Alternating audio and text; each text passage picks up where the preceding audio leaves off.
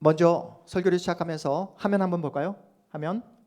네, 여러분 타임즈의 표지 모델로 나온 이 사람 누구인지 알고 계시죠? 네, 이 사람 누구인지 알고 계시죠? 전 세계 시가총액 1위 회사를 운영하고 있는 요즘 핫한 기업, 어떤 기업? 엔비디아 회사의 CEO 젠슨 황입니다. 한 달 전인가요?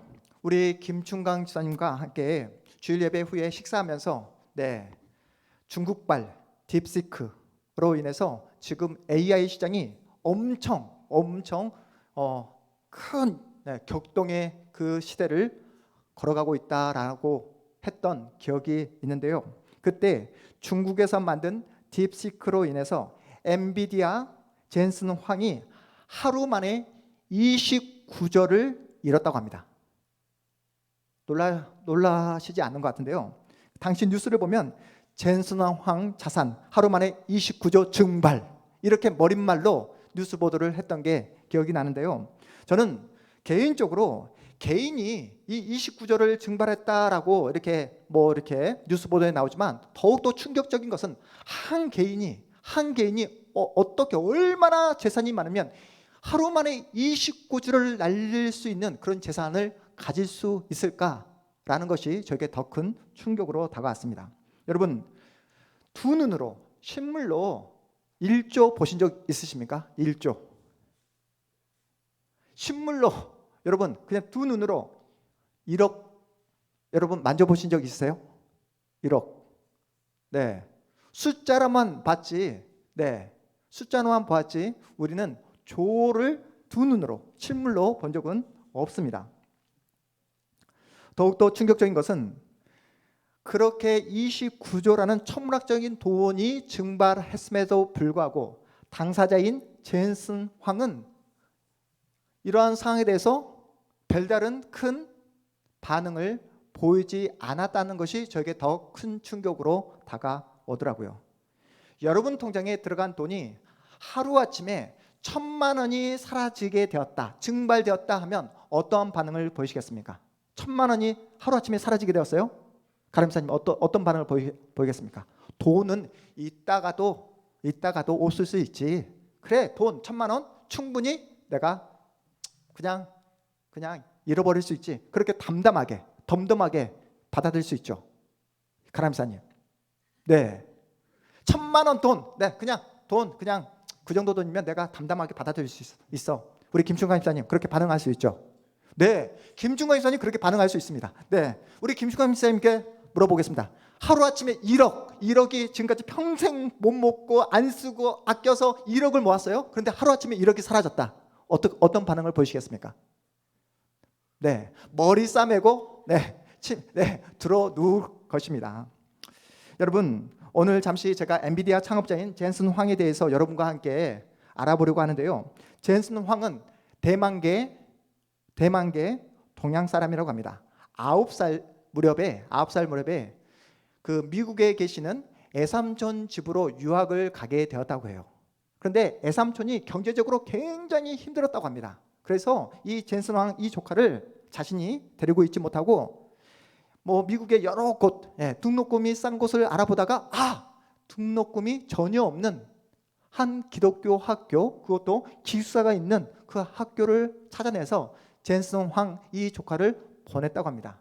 말이 기독교 학교이지 크리스찬 스쿨이지 사실 그 미국 전역에서 문제를 일으켰던 수많은 문제아들이 모인 학교가 그 학교였다고 해요. 그래서 그 학교를 들어가게 되는데 여러분 어떻습니까? 9살이에요. 영어 한마디 제대로 못합니다. 부모님이 옆에 계시지 않아요. 얼마나 힘들고 어려운 시절을 이 9살 젠슨 황이 보냈겠습니까? 함께 방을 쓰는 룸메이트는 젠슨 황보다 무려 나이가 10살이 더 많았다고 해요. 10살이 더 많은데 자신의 이름 하나도 제대로 쓰지 못할 정도로 항상 사고만 쳤다고 해요. 온몸에 문신, 그리고 자신의 그 몸에 있는 그 칼자국을 젠슨 황에게 그렇게 보여주면서 자랑하면서 그렇게 함께 방을 썼다고 합니다. 젠슨 황은 그 상황에서 살아남기 위해서 자신의 이름 하나 쓰지 못하는 룸메이트를 위해서 글을 가르쳐주고 대신 숙제를 해주었다고 해요. 이때 함께 룸메이트를 썼던 자신보다 10살 많은 그 룸메이트가 너는 나에게 글을 가르쳐 주었으니까 나는 너에게 뭔가 해줘야 되겠다라는 그 마음으로 무엇을 해주었을까요? 네, 젠슨 왕이 친절하게 공부를 가르쳐 주었기 때문에 나도 너에게 사랑과 우정을 보여주겠다 했을까요? 할 수 있는 것이라는 것은 이 뭐밖에 없습니까? 폭력밖에 할 수 있는 게 없어요. 그래서 그 어린 젠슨 황, 9살 어린 젠슨 황에게 매일 밤 무엇을 시켰다? 팔굽혀펴기 100개를 시켰다고 합니다. 나는 너에게 몸짱을 만들어 주겠다. 그래서 100개를 하지 못하면 절대로 잠을 자지 못하게끔 그렇게 가혹행위를 당했다고 합니다. 젠슨 황에게 어린 시절 그 기독교 학교는 괴롭힘을 당한 흑역사였어요. 자신의 인생에서 지우고 싶고 더 이상 기억하고 싶지 않은 그 기독교 학교에게 나중에 젠슨 황이 엄청난 장학금을 기부했다고 합니다. 어린 시절 감옥과도 같은 그 기독교 학교에서 자신은 무엇을 배웠다? 인내심을 배우게 되었다고. 어떠한 나쁜 환경에서도 배움이라는 것을 배울 수 있다는 것을 깨닫게 되었노라고 하면서 엄청난 장학금을 기부했다고 합니다. 세계 1위 자산을 자랑하는 젠슨 황은 지금도 주 7일 동안 일을 한다고 해요. 하루도 쉬지 않고 계속해서 봄, 여름, 가을, 겨울 이렇게 가죽 자켓을 입고 아무리 더워도 이 가죽 자켓을 벗지 않고 계속해서 일을 하는데 사람들이 묻는데요. 그러면 하루도 쉬지 않고 일을 하는데 체력은 어떻게 관리하십니까? 라고 묻자 어린 시절 매일 밤 무엇을 했다고 했습니까? 팔굽혀펴기를 했기 때문에 그것이 습관이 되어서 지금도 자신의 사무실 옆에서 틈만 나면 팔굽혀펴기를 한다고 합니다. 처음에 친구 2명과 시작한 이 엔비디아 회사가 지금은 직원이 무려 3만 명이 넘는다고 해요. 3만 명이 넘는 직원을 거느리고 있는 최고의 CEO이지만 그래서 지금 현재 애플보다 빌 게이츠가 운영하는 마이크로소프트 회사보다 더 큰 자산을 자랑하는 세계 1위의 회사가 되었지만 이 CEO 젠슨 황은 우리 회사는 얼마든지 30일 뒤에 망할 수 있는 회사라고. 이게 말이 됩니까? 세계 1위 시총 1위의 회사 CEO가 우리 회사는 얼마든지 30일 뒤에도 망할 수 있다라고 이렇게 말을 하는 이 젠슨 황의 말이 되냐고요. 어떤 말이냐면 실패를 두려워해서 도전하지 않는다면 뭐가 두려워서? 실패가 두려워서 도전하지 않는다면 우리 회사는 얼마든지 망할 수 있다고 이렇게 인터뷰한 내용을 보게 됐습니다. 그래서 이번 딥스크 사태로 자신의 자산이 하루아침에 29조가 증발되었음에도 불구하고 AI 칩 하나 만드는 데는 그만큼 수조의 돈이 들어갈 수 있다라고. 모두가 엔비디아 주가 폭락의 멘붕에 빠져 있을 때에 젠슨 황이 뭐라고 했는지 아십니까? 지금부터 시작이라고. AI 칩 시장은 지금부터 시작이라고 하면서 그 모두 멘붕에 빠져 있는 그 엔비디아를 바라보고 있는 그 모든 주주들에게 이렇게 발표를 했다고 합니다. 제가 오늘 엔비디아 회사의 CEO 젠슨 황을 여러분에게 소개한 이유가 무엇일까요? 오늘 주일 마치고 내일 월요일이 되면 엔비디아 주식을 사라. 엔비디아 주식을 사야 된다. 앞으로 계속해서 승승장구할 것이다 라고 해서 여러분에게 소개하는 것이 아닙니다. 젠슨 황이 이토록 실패를 두려워하지 않고 어떠한 상황 속에서도 절망에 함벌 내지 않고 도전을 거듭할 수 있는 그 근거가 무엇일까? 여러분과 함께 살펴보기 위해서 젠슨 황을 소개했던 것입니다. 여러분, 젠슨 황이 도전을 거듭했던 그 근원은 자신의 가치, 나의 밸류 이것을 알았기 때문이라고 하더라고요. 자신의 가치를 알고 있었기 때문에 어떠한 상황과 환경이 자신에게 몰려온다 할지라도 그 환경에 주저하지 않고 또다시 도전과 실패를 거듭해도 그 실패 때문에 주저하지 않고 다시 한번 일어나 도전을 했다고 합니다. 회사가 잘 운영되기 위해서는 올바른 경영관이 필요하잖아요. 마찬가지로 한 사람의 인생을 잘 살아가기 위해서는 올바른 인생관, 가치관이 필수적입니다. 자신만의 가치관, 자신만의 인생관이 없으면 시류에 휩쓸려서 얼마든지 바람에 나는 겨와 같은 그런 허망한 인생을 살아갈 수밖에 없다는 거예요.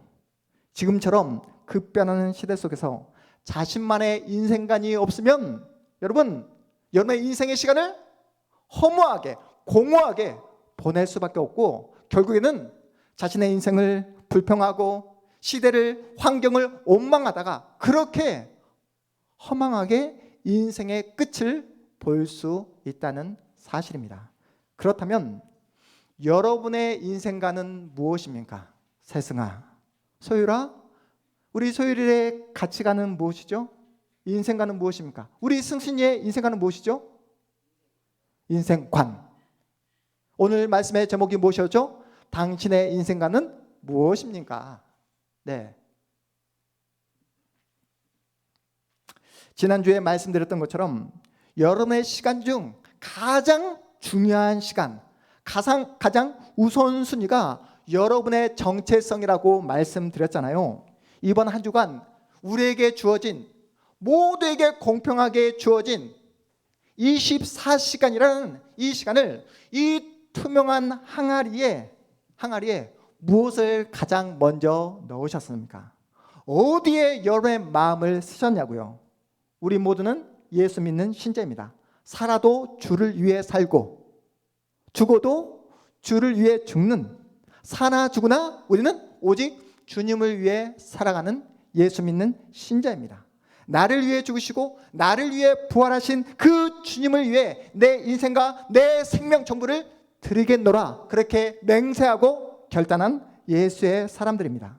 그래서 더 이상 말뿐인 신자가 아니라 우리의 삶 속에서 내 안에 지금도 역사하시는 그 예수를 드러내며 그 예수를 증거하며 살아가겠노라, 그렇게 믿음으로 분투하며 오늘 하루하루를 살아가고 계시는 줄 믿습니다. 그런데 예수를 믿는다 말을 하지만 여전히 예수의 가치, 그 예수의 밸류를 제대로 이해하지 못하고 오해하고 있는 분들이 우리 주변에 얼마나 많은지 모릅니다. 하나님을 오해하고 우리에게 주어진 그 믿음에 대해서 여전히 오해하며 신앙생활을 하는 분들이 우리 주변에 얼마나 많은지 모릅니다. 여러분, 예수를 잘 믿으면 질병에 걸리지 않습니까? 예수를 정말 신실하게 믿으면 질병에 걸리지 않냐고요. 예수를 잘 믿어도 질병에 걸릴 수 있습니다. 예수를 잘 믿으면 우리의 삶에 전혀 실패가 없을까요? 예수를 잘 믿어도 우리의 삶에 예상치 못한, 전혀 우리가 생각지 못한 그러한 어려움과 그러한 인생의 장애물을 만날 수가 있습니다. 정당한 신앙생활을 하고 있음에도 불구하고 실패할 때도 있고 공경과 어려움과 막막하게 빠질 때도 있다는 거예요. 계속되는 삶의 어려움과 역경 앞에서 나의 자존감이 바닥을 칠 때도 있을 수 있습니다. 여러분, 우리가 동탄 한마음교회를 함께 믿음으로 세워가고 있지 않습니까? 주님의 피값으로 세우신 동탄 한마음교회를 함께 세워가기 위해서 내 시간을 드리고 내 물질을 드리고 내 모든 인생과 여러분의 그 헌신과 섬김을 드리고 있는데, 나의 섬김과 나의 헌신과 이 모든 시간들이 나에게 그 어떠한 보상으로 찾아오지 않으면 어떡하지? 내가 드린 그 모든 수고와 섬김과 그 모든 시간들이 한순간에 물거품이 되어버리면 어떡하지라는 그런 불안감이 들 때가 있지 않으십니까? 예수를 믿었더니 막혔던 일들이 술술 풀리고, 예수를 믿었더니 평소에 하고 싶지 않았던, 우리 승신아, 평소에 전혀 공부하고 싶지 않았던 수학 문제를 풀고 영어 문제를 푸는 그런 역사가 나타납니까? 예수를 잘 믿는 우리 주일학교 친구들 책상에 앉아있지만 공부하고 싶지 않을 때 많잖아요. 승신아, 그렇지? 네, 우리 집사님들 정말 열심으로 예수를 믿고 교회를 위해서 헌신하고 있음에도 불구하고 삶의 어려움과 막막함이 찾아올 때가 있더라는 거예요. 오늘 본문의 저자인 사도 바울은 어떻습니까? 예수를 믿는다는 단 한 가지 이유만으로, 예수를 전한다는 그 이유만으로 가장 불쌍한 인생, 한마디로 꼬인 인생이 되고 말았습니다. 유대인들은 끊임없이 바울을 괴롭혀요. 기회만 생기면 바울을 죽이려고 합니다. 왜 그렇습니까? 바울이 유대교를 배신했다고. 바울이 전한 그 예수가 온 이스라엘 사회를 지금 파탄으로 지금 이끌고 있다고, 혼란에 빠뜨리고 있다고 바울을 죽이려고 하고 있습니다. 그래서 오늘 본문에서 바울의 자신의 삶을 이렇게 고백하고 있습니다. 우리 본문 8절 말씀 우리 함께 읽어보겠습니다. 8절입니다. 함께 읽습니다. 시작. 형제들아, 우리가 아시아에서 당한 환난을 너희가 모르기를 원하지 아니하노니 힘에 겹도록 심한 고난을 당하여 살 소망까지 끊어지고. 여러분, 바울이 마주한 현실이 무엇이라고요? 살아갈 소망이 끊어질 정도로 온갖 고난과 역경을 마주하고 있다라고 지금 고백하고 있습니다. 여러분, 사도 바울이 어떤 사람입니까? 지금의 미국 시민권과는 전혀 비교할 수 없을 만큼의 강력한 힘을 가진 로마 시민권자였어요. 세상적인 기준으로 볼 때 그 당시 최고의 스펙을 갖춘 사람이었습니다. 예수를 만나지 않았다면, 예수만 그가 믿지 않았다고 한다면 당시 최고의 스펙을 가지고 최고의 권력을 누리며 가장 편안한 인생을 살았을 그의 인생이었습니다. 단지 예수를 믿는다는 이유만으로 가장 잘 나갔던 그 한 인생이 고난과 궁핍과 매맞음과 감옥에 갇히고 자지 못하고 먹지 못하는 가장 밑바닥 인생을 살아가고 있는 사도 바울의 모습을 우리가 볼 수 있습니다. 여러분, 이렇게 밖에서 계속해서 유대인들이 죽이려 하고 밖에서 시달리고 고난과 매맞음과 감옥에 갇혔으면 교회 안에서만큼은 어떻습니까? 여러분이 저에게 그 이루 말할 수 없는 사랑과 위로와 격려를 해주고 있는 것처럼 사도 바울이 함께 주님의 몸된 교회에서, 고린도 교회에서 성도들로부터 사랑과 위로와 격려를 받는 것이 당연하지 않겠습니까? 그런데 고린도 교회를 함께 세웠던 성도들로부터 이루 말할 수 없는 핍박과 오해를 받고 있습니다. 왜요? 하나님의 사도로 부름을 받았다고 한다면 네 모습을 한번 보라는 거예요. 너의 꼴을 한번 보라는 것입니다. 어떻게 하나님의 복음을 증거하는 사도가 감옥에 갇히고 매를 맞고 이렇게 찌질하게 살아가고 있는 것인가? 어떻게 이렇게 형편없는 모습으로 살아가는 것이 진짜 하나님께서 세우신 사도가 맞나? 라고 사도성까지 의심을 받게 됩니다. 여러분, 알고 계시듯이 주님의 몸된 교회가 세워지기 위해서는 얼마나 많은 수고와 눈물과 기도가 필요합니까? 바울은 고린도 교회를 위해서 자신의 생명을 드렸습니다. 자신의 인생 전부를 드렸어요. 그렇게 그들에게 복음을 증거하고 예수를 알려줬으면 여러분, 고린도 교회 성도들에게 바울은 얼마나 고마운 사람들입니까? 예수를 알기 전에는 짐승처럼 살아갔어요. 예수를 알기 전에는 우상 숭배하며 죄를 지으며 살아가는 그들에게 참된 생명과 진리와 그 예수의 복음을 통해서 하나님의 사람으로 세워줬으면 사도 바울은 얼마나 그들에게 고마운 사람입니까? 그런데 바울이 마주한 현실이 뭐라고요? 자신의 눈물과 헌신과 사랑으로 양육했던 고린도 교회 성도들로부터 이루 말할 수 없는 핍박과 오해와 경멸과 조롱과 무시를 받고 있습니다. 바울이 받은 상처가 얼마나 컸겠습니까? 밖에서 유대인들이니까 자신을 죽이려 하는 것 내가 충분히 안다.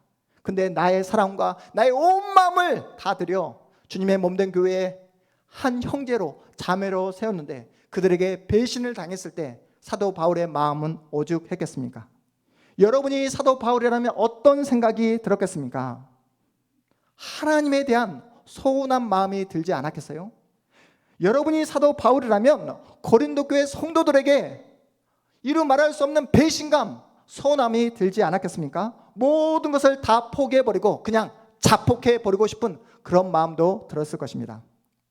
그런데 오늘 본문에 보니까 사도 바울은 절망하고 불평하고 자폭하기는커녕 자신의 연약함이 이렇게 시달리고 오해받고 이루 말할 수 없는 그 고난의 중앙에 있는 이 상황이 오히려 자신이 하나님으로부터 사도로 세움을 받은 가장 강력한 증거라고 말씀하고 있는 거예요. 이 어려움에 처했기 때문에 사람을 의지하지 아니하고 살아계신 하나님을 의지하는 것이야말로 진짜 사도이며 예수의 제자라고 말씀하고 있는 본문의 내용입니다. 우리 본문 9절 말씀 함께 읽어보겠습니다. 우리 9절입니다. 함께 읽습니다. 시작.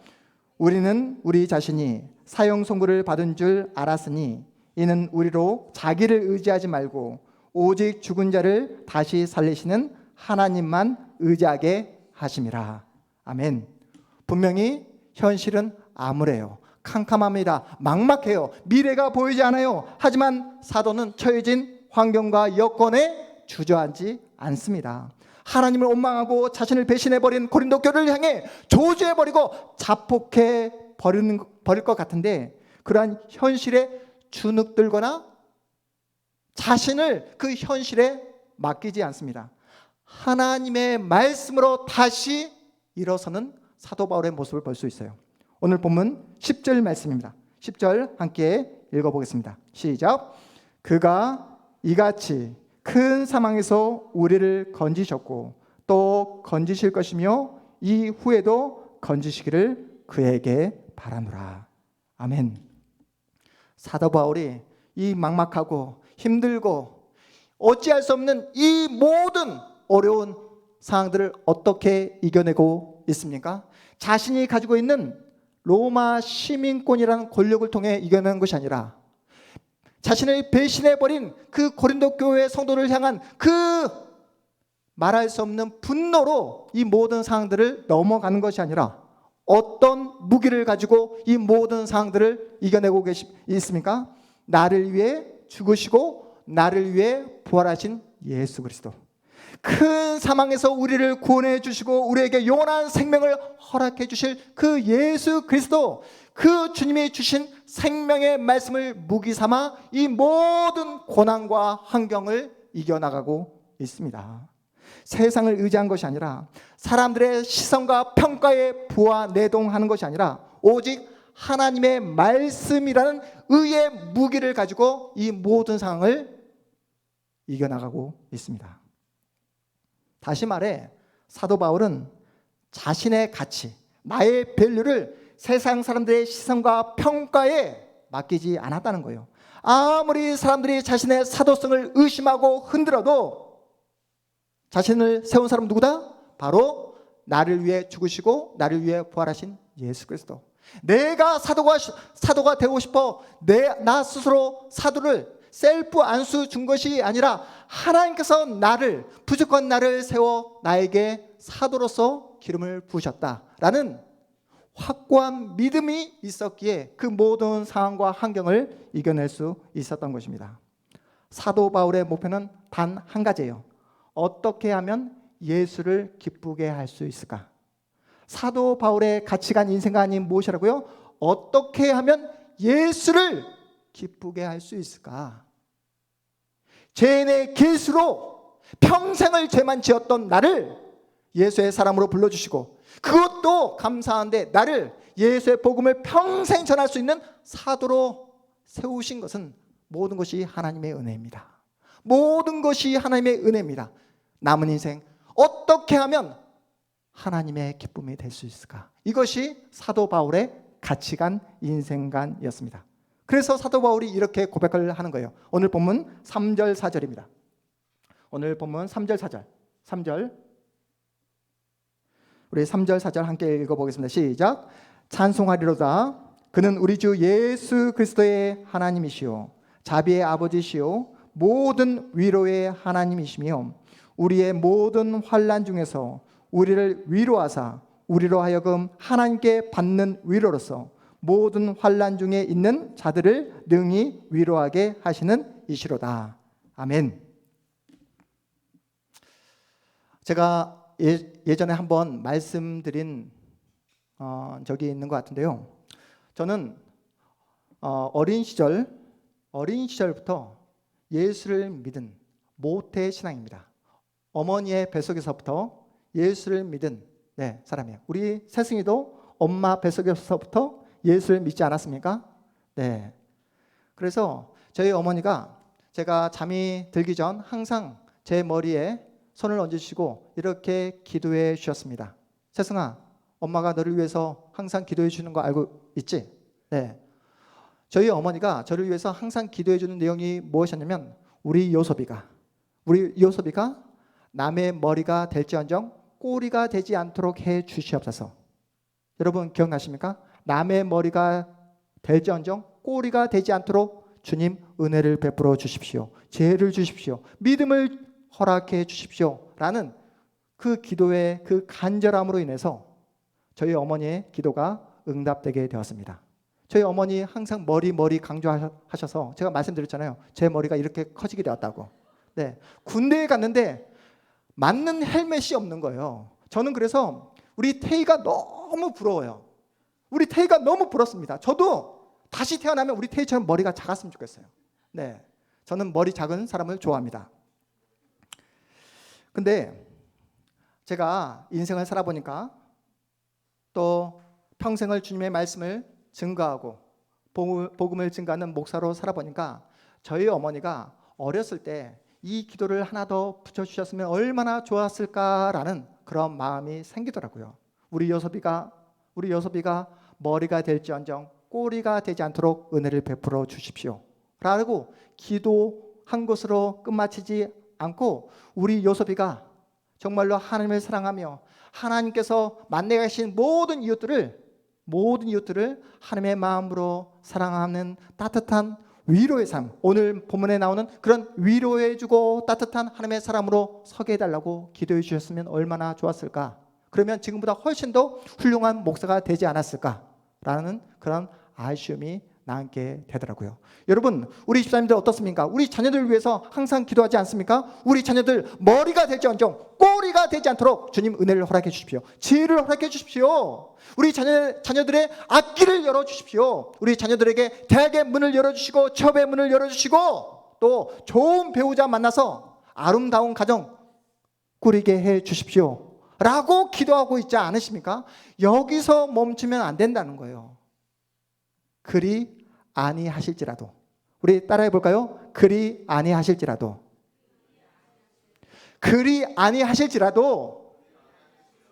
하나님 아버지, 우리 자녀 하나님께서 책임져 주십시오. 하나님 아버지, 우리 자녀의 인생 앞으로의 미래 끝까지 책임져 주십시오. 머리가 될지언정 꼬리가 되지 않도록 도와주시고 그러한 환경과 그러한 상황이 열려지지 않는다 할지라도 예수 잘 믿는 하나님의 사람, 나보다 연약한 내 친구를 도와줄 수 있는 국률한 마음을 가진 사람, 따뜻한 하나님의 사람, 오늘 본문에 나오는 위로의 사람 되게 해 주십시오.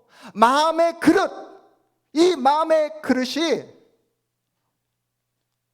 좁쌀만큼 작은 마음으로 인생을 끝마치는 것이 아니라 하나님이 주신 믿음의 그릇을 켜서 내 옆에 있는 친구를 섬기며 사랑하는 그 마음 큰 하나님의 사람으로 키워주십시오. 이렇게 기도하며 나가는 복된 하나님의 사람들 되어주시기를 주님의 이름으로 축복합니다.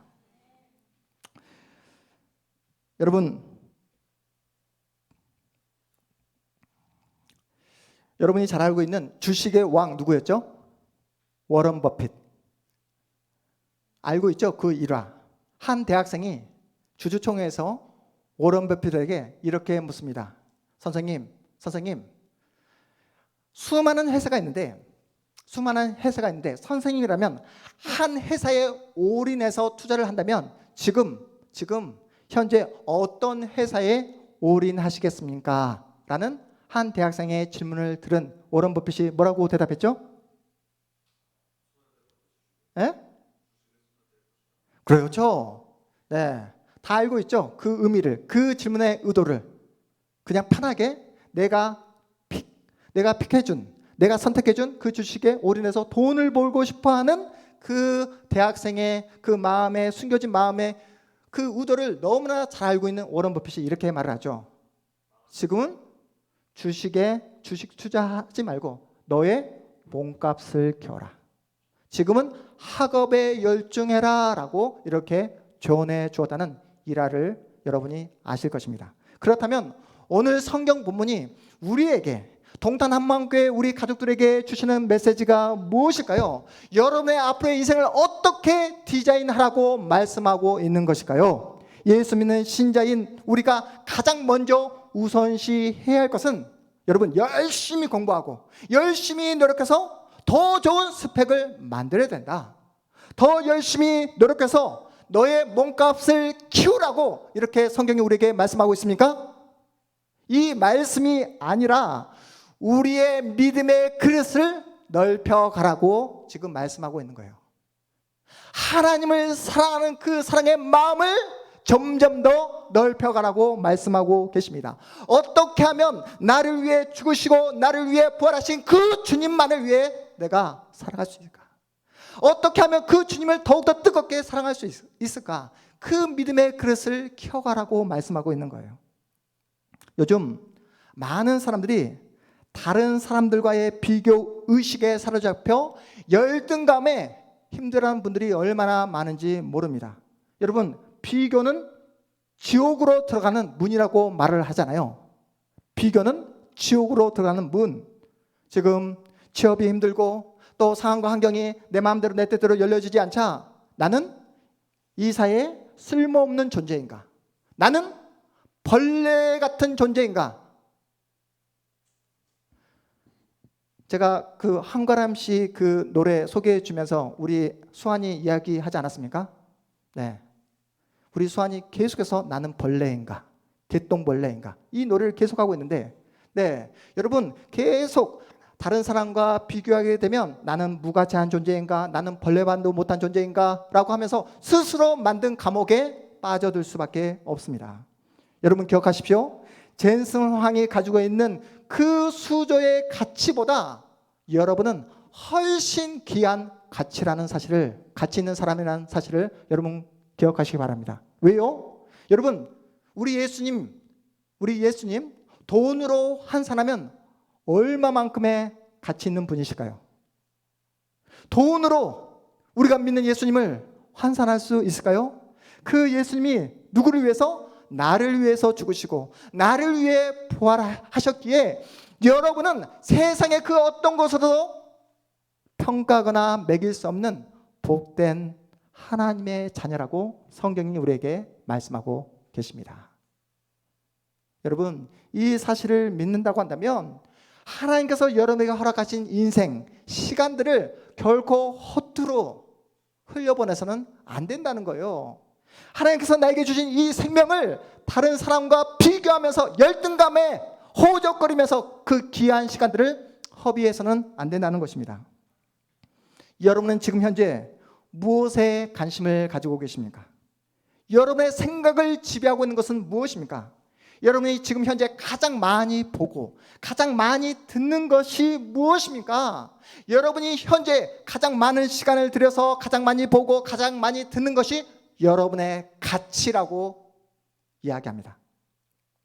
여러분이 자주 보는 유튜브, 여러분이 자주 보는 그 무엇, 그것이 여러분의 정체성이라고 이야기하는 거예요.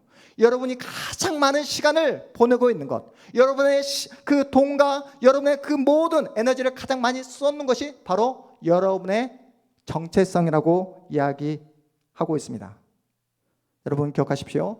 우리의 전 생애가 누구와 묶여 있다고요? 나를 위해 죽으시고 나를 위해 부활하신 예수와 묶여 있다는 사실을 기억하시기 바랍니다. 주님께서 우리를 부르시는 그날까지 우리가 잊지 말아야 할 것은 나는 누구다? 나는 누구다? 예수의 사람이다. 내 몸값은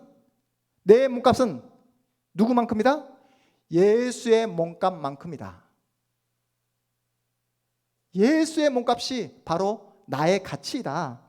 우리 안에 뜨거운 예수의 피가 흐르고 있다라는 사실을 여러분 꼭 기억하셔서 그 어떤 어려움과 그 어떤 역경과 그 어떤 인생의 장애물을 만난다 할지라도 거기서 주저앉거나 거기서 포기하거나 찬념하지 마시고 다시 한번 일어나 용기를 가지고 믿음을 가지고 하나님을 바라보는 여러분 모두가 되어 주시기를 주님의 이름으로 축복합니다.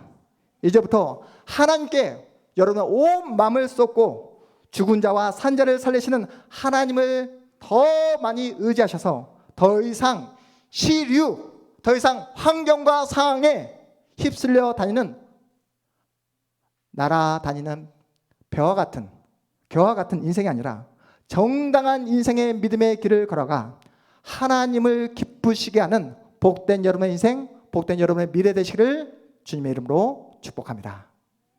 우리 모두 자리에서 일어나겠습니다.